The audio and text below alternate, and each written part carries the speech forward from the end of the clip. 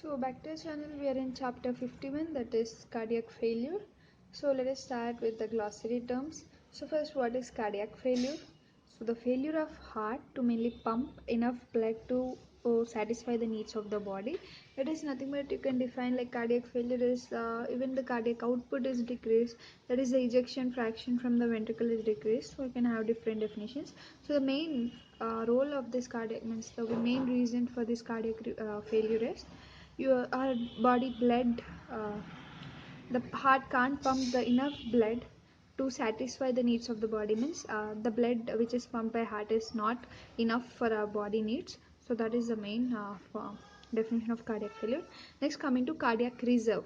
So it's a maximum percentage that the cardiac output can increase above normal, typically like 400 to 500%, that is 4 to 5 times.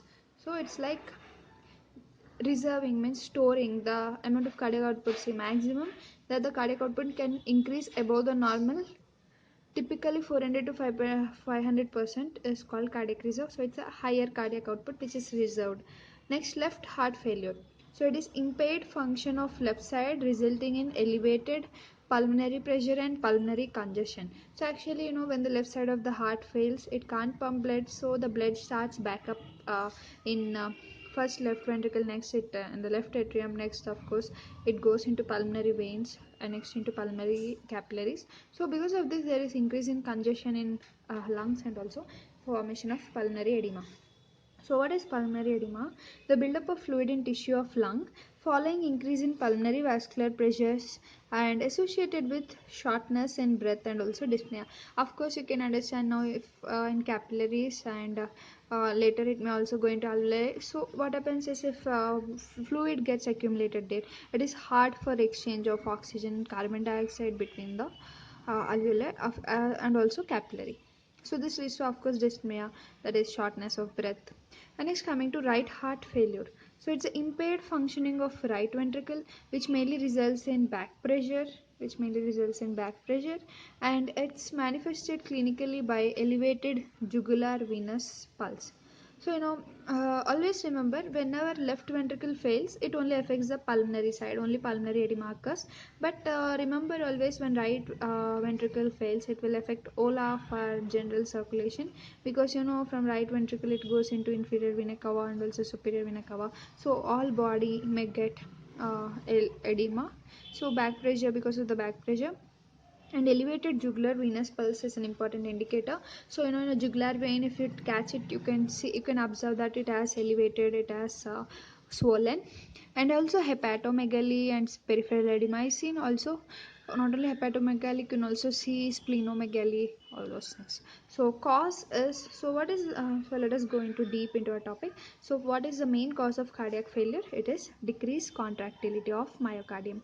Whenever myocardium can't contract, then cardiac output is decreased and we say that heart has failed, resulting from decrease in coronary blood flow. Even for the heart, its blood flow is coronary, so even that coronary blood flow is also decreased if complete contractility of heart is decreased. So why we are saying cardiac failure? So actually, what is the normal function of heart? To pump the blood and fulfill the and satisfy the needs of the body. But here we are saying cardiac failure means now heart has failed. What it has failed to pump the blood to our body needs. So also by damaged heart valve. So not only this is the cause, the other causes are like because of heart valves damage and external pressure around the heart, vitamin B deficiency, primary cardiac muscle disease, or any other abnormality makes the heart or hypereffective pump. So not only it directly depending on contractility, also it depends on like any heart valve problem, any external pressures, any vitamin B deficiencies, or primarily only cardiac problems. So all this abnormality finally make our heart an hypoeffective pump, means it is not able to pump the blood now normally.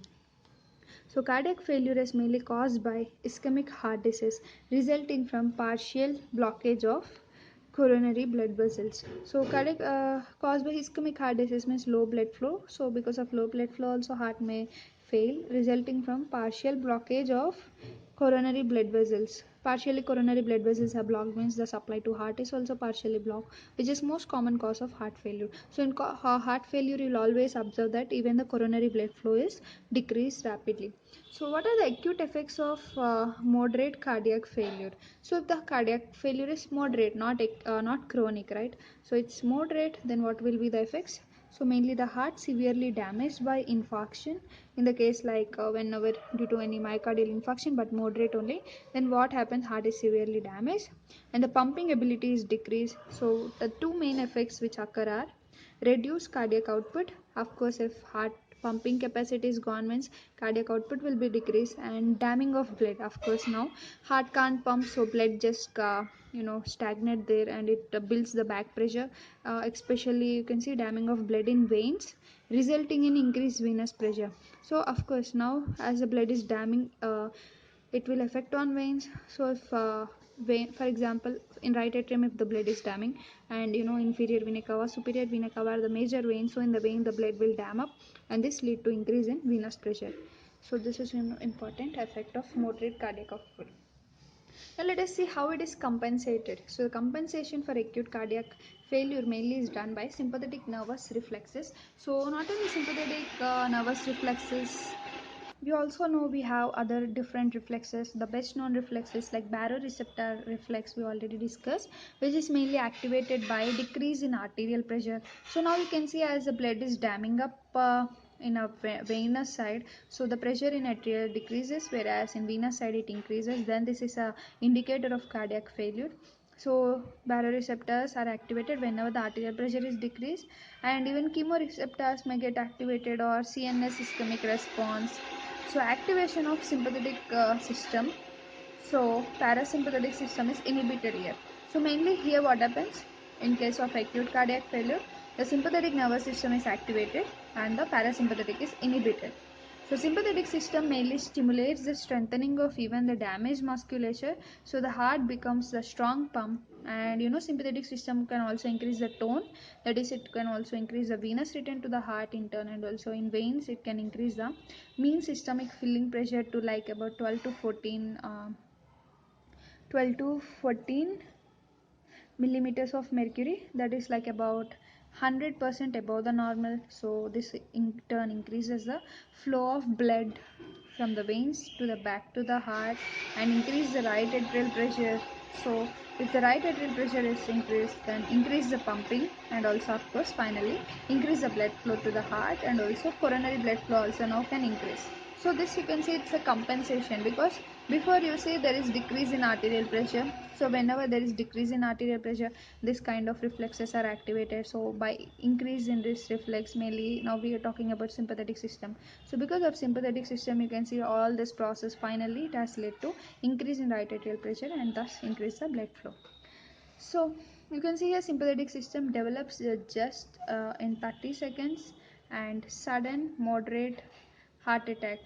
Therefore, sudden moderate heart attack mainly includes cardiac pain, few seconds fainting, and because of sympathetic reflex, the cardiac output can again return to adequate level and sustain if he or she is quiet but pain persists. That even if the person does exercise, that can amplify. So they are saying to be quiet or in rest position, so that even if they have moderate heart attack, it can be compensated just within 30 seconds by means of sympathetic nervous system.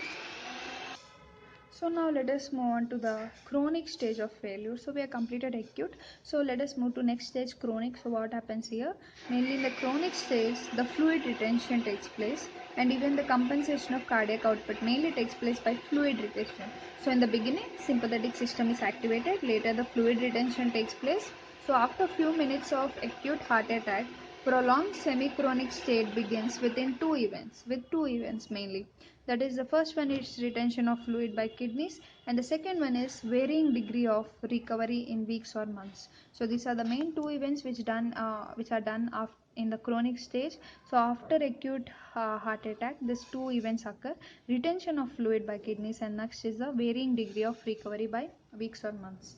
So first, whenever there is decrease in cardiac output, it may cause even anuria. Anuria means completely absent of urine. So why this takes place? Already the cardiac output is very low, means enough blood, enough perfusion is not there for renal renal capillaries. So because of this, there is decrease in urine. That is also completely, it may sometimes lead to anuria. So when cardiac output is less than 50 to 60% of normal, so then this case may take place. When the cardiac output is less than 50 to 60%, you can see the anuria in the patients of chronic stage of failure. So moderate fluid retention in failure is beneficial. Only moderate fluid retention is beneficial, because if the even the retention is high, again the blood volume will increase, and this will in turn more disturb the heart, because already heart is weak now, and if more cardiac output comes, more venous return means it will be more difficult for the heart to pump now. So increase in venous return, increase mean systemic filling pressure, in turn increase the venous flow to the heart. So distend the veins, distend means dilate the veins. So when the veins get dilated, the resistance is decreased, in turn increase the blood flow to the heart. But later increase in retention can increase the workload on damaged heart, and severe edema takes place, and sometimes it may suddenly lead to the death of the patient also. So this should be remembered here. Moderate fluid retention is only useful, but not a higher fluid retention. So what are the consequences? The first is increase. What are the consequences of heart failure chronic stages? Mainly increase in workload on damaged heart, and next is overstretching of heart, that is weakening the heart. Overstretching means, of course, dilating means weakening heart. When the heart is weakened, it also can't maintain the cardiac output. And next, coming to filtration of fluid to lungs, pulmonary edema may take place, and deoxygenation of blood may take place, because pulmonary edema, because of pulmonary edema, the blood may not get easily oxygenated, and also development of extensive edema. If it is in right side of the heart, then of course even extensive edema may take place, right? So next, coming to recovery after myocardial infarction. So let us see how the patients recover after myocardial infarction. So actually new collateral veins are formed, new collateral vessels are formed, so which mainly supply the blood and try to make it functional. So after acute myocardial infarction, it recovers in first few days or weeks, and finally recover by 5 to 7 weeks. So although mild degree of additional recovery continue for months, fast pulse rate, cold skin, pallor gradually disappear. So these are all the symptoms we have previously seen in heart failure, but this all are decreased slowly. But you can see compensated heart failure. So this is like increase in right atrial pressure. Because of increase in right atrial pressure, increase in cardiac output, mainly seen in elderly people who don't know that they had the heart failure, because it is compensated. But in exercise, the symptoms of heart failure appear because of decreased cardiac output and cardiac reserve. So mainly in older people, they may have always this means above 60 years, or like 50 to 60, all those age people may already have the heart failure, but they're unaware of it because of this collaterals, or because of increase in right atrial pressure, because of this compensated heart failure. But whenever they do exercise, they come to know that they have the heart failure, because whenever a person is doing exercise, he need more oxygen, more blood supply. So when if heart is failed, then even though it is compensated, because of sudden exercise, he may not get that much cardiac output. So then his disease will come to be known. So now let us see the decompensated heart failure. Means here no compensations are there. So you can see it is in severely damaged heart. There is no compensation, and may lead to death also. So what are the main reasons of this decompensated heart failure? The first one is progressive retention of more and more fluid. As we already discussed, if the fluid is more, it may in turn lead to more damage to heart. And next, progressive elevation of mean systemic filling pressure. Like filling pressure is also very high, it may also lead to heart failure further.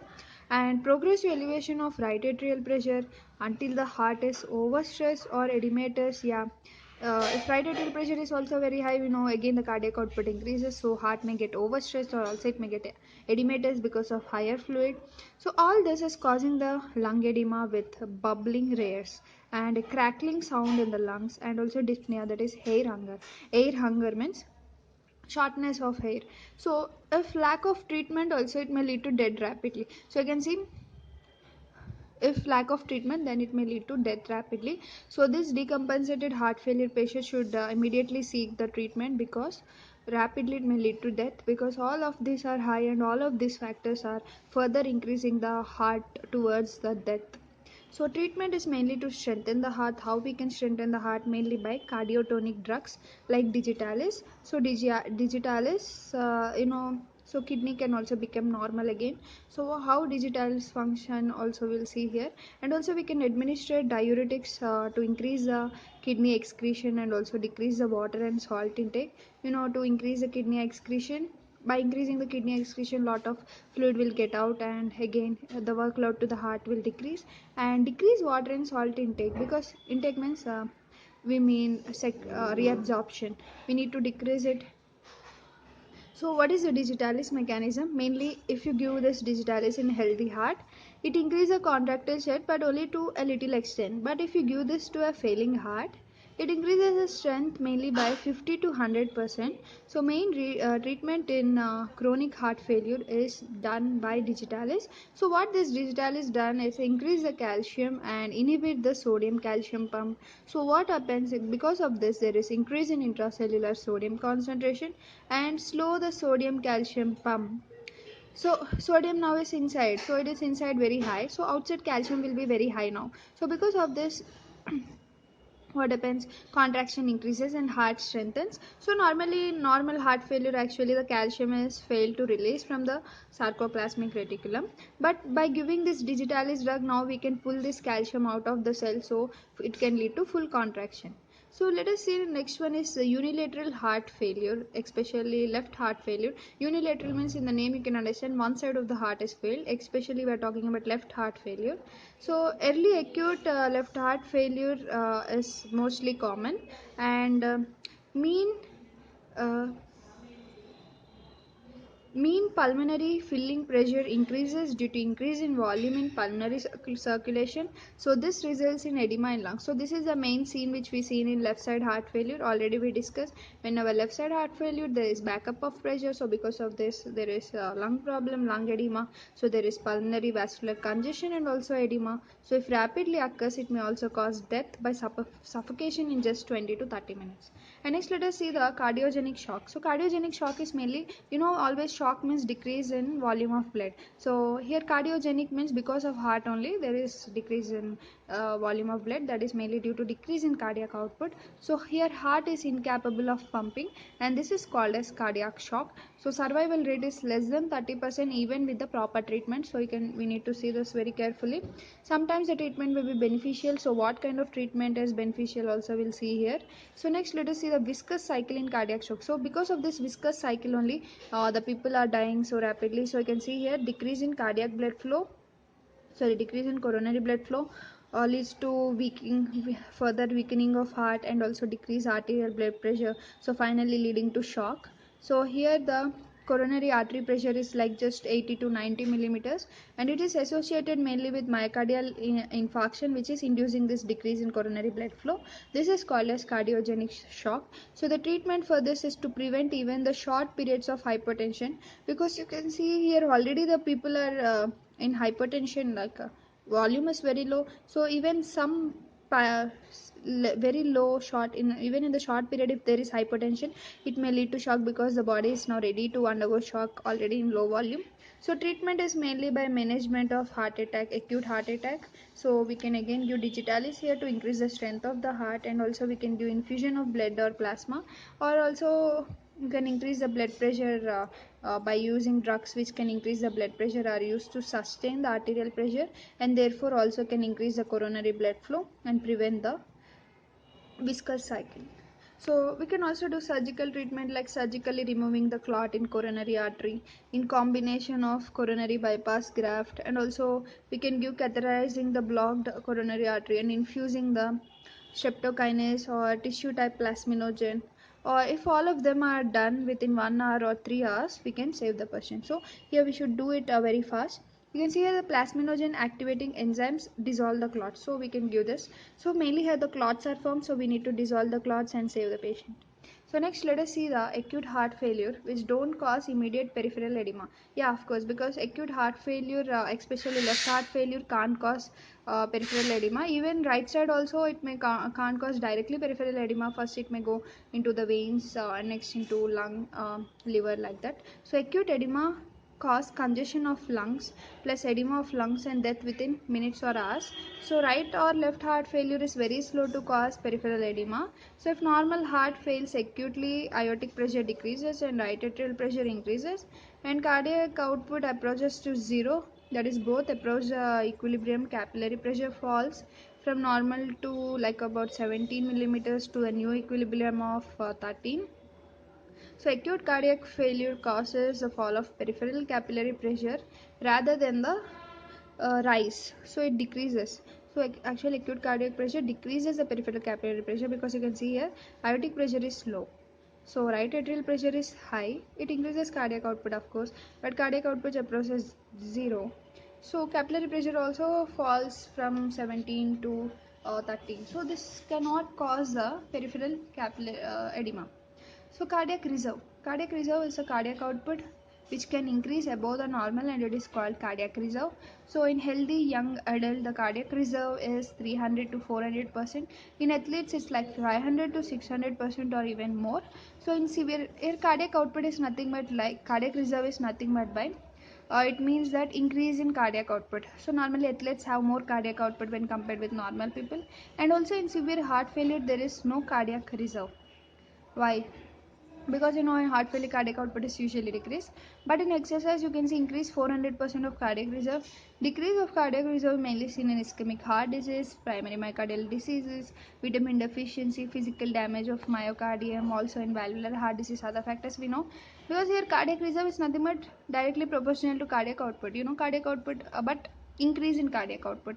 Normal cardiac output is only not present in heart failure. How can we expect the cardiac reserve, right? So cardiac reserve we can only expect in exercise. So diagnosis of low cardiac reserve exercise test, it is like decrease in cardiac reserve in rest, and in exercise increase load, use small amount of reserve and cardiac output increases to sustain in the beginning, but later even the cardiac output decreases because of rise of new level of activity, that is as the metabolism is keep on increasing in a strenuous exercise. At the beginning cardiac output increases to sustain to supply all the blood, all the tissues, but later it also decreases again coming back to the normal. So these are all the overview points of important points from our cardiac failure. Let us discuss our diagrams and complete this. So here we have a graph of on x-axis you can see here right atrial pressure, on y-axis we have our cardiac output. So you can see here the right atrial pressures in millimeters of mercury. So this red line says this is the normal cardiac output. So you can see the right atrial pressure between -2 to -4, and the cardiac output normal is like about, you can see, between 10 and 15, and the partial recovered heart you can see the partial recovery heart, the right atrial pressure is increasing. So you can see in any disease or like conditions right atrial pressure is increasing but the cardiac output is decreasing. So you can see here the -2, but the cardiac output is just between 0 and 5. In a damaged heart and sympathetic stimulation, so you can see this green line in the damage and sympathetic stimulation, the right atrial pressure is increasing like it has come to 1 or so, but the cardiac output is also increasing like about 5 because of sympathetic. At the beginning you get sympathetic stimulation, it is increasing. And acutely damaged heart, you can see this purple color, acutely damaged, so right atrial pressure is coming towards 0, whereas the cardiac output has dropped like between, I think it's in 3 to 4. So you can see the progressive changes in cardiac output curve after acute infarction. Both the cardiac output and right atrial change progressively from point A to D, illustrated by black line over a period of seconds, minutes, days, week. So you can see here A to D, what it represents. A first the normal heart, next here it is passing through B, that is damaged heart, and next coming to C, that is damaged heart with sympathetic stimulation, and finally coming to D, that is a partially recovered heart. So you can see from normal cardiac output to damaged and recovered heart how the values are changing. At the beginning you can say the normal heart the cardiac output is exactly 5, whereas coming to acutely damaged heart you can see the cardiac output is like 3, whereas coming to C you can see it's like 4. Damaged heart with sympathetic stimulation, because of sympathetic stimulation even though it is damaged the cardiac output is increased to 4, whereas coming to D it is recovered, so it has again come to normal with 5. So that's what we need to understand in this graph. Next we have this graph here also on right atrial pressure x-axis, y-axis we have cardiac output. So here what we need to understand is the critical cardiac output level for normal fluid balance. So greatly depressed cardiac output, that indicates decompensated heart disease. So this is a decompensated heart disease. Progressive fluid retention raises the right atrial pressure over a period of days and cardiac output progresses from point A to F. So you can see this is what whenever retention of fluid increases, what happens. So you can see as the retention of fluid is increasing, the cardiac output is decreasing. At the F point you can see the cardiac output is just like between 0 and 2.5, whereas the right atrial pressure has increased tremendously to plus 16. So you can say here right atrial pressure and cardiac output are inversely proportional, because you can see the right atrial pressure is increasing but the cardiac output has decreased here. And same in the A also you can see it's like 3. Here A, the right atrial pressure is 3 but the cardiac output is just 2.5. At the B you can see the cardiac output is 5, and sorry, right atrial pressure is 5 and the cardiac output is like 3. So like that you can compare and check out this graph. So here you can see the last graph, that is edema in patients with cardiac failure. So this x-axis, y-axis again, but here on x-axis the cardiac output, y-axis we have pressure. So you can see the mean aortic pressure, this red line. You can see the mean aortic pressure is 100 and it has come to, when the cardiac output is 0, it is 13 millimeters of mercury, and when the cardiac output is normal, then even the mean arterial pressure is 100. And the cardiac output is half, you can see even the mean arterial pressure is like in the half. So next coming to capillary pressure, you can see this black line. Capillary pressure is always constant, even the cardiac output is 0, even the cardiac output is half, even the cardiac output is normal, always the capillary pressure is straight line. And next coming to right atrial pressure, you can see the right atrial pressure. Right atrial pressure, if the cardiac output is 0, then it has increased. But if it is half, somewhat in middle. But it is normally it is 0, because we already discussed right atrial pressure inversely proportional to cardiac output. So next you can see the cardiac reserve in different conditions, showing less than 0 reserve for 2 of the conditions. So you can see the cardiac reserve, normal operation, normal athlete. So how is the cardiac reserve? We know already cardiac reserve means increase in cardiac output. So normally it is like 400, but in athletes it's, you can see in 600, very much increase, we already discussed. But with coronary disease you can see the cardiac output is somewhat decreased between 100 to 100. In severe thrombosis is like just 0. In diphtheria you can see it's just between 100 and 200. In mild valvular disease about like 300. Severe valvular disease decrease. So in decrease by this cardiac reserve also we can estimate the diseases, like when our cardiac output, cardiac reserve is decreased means the diseases are there. When in athletes you can see cardiac reserve is high. So like this. So that's it, we have completed our chapter.